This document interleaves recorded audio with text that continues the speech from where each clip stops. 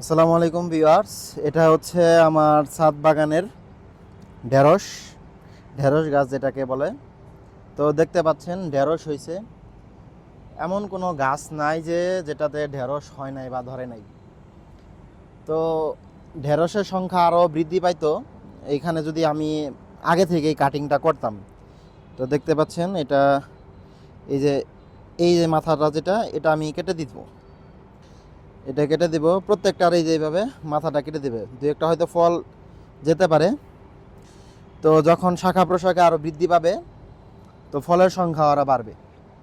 তো এইভাবে প্রত্যেকটা গাছের আমি এটার দরকার নাই, এটারও দরকার নাই, যেটা শাখা প্রশাখা আছে সেটার দরকার নাই। তো দেখতে পাচ্ছেন প্রচুর সংখ্যক ঢেঁড়স, এবং এই ঢেঁড়সগুলো আমি বীজ থেকে উৎপাদন করছি। তো আপনারাও চাইলে পারবেন। তো সবাই ভালো থাকবে।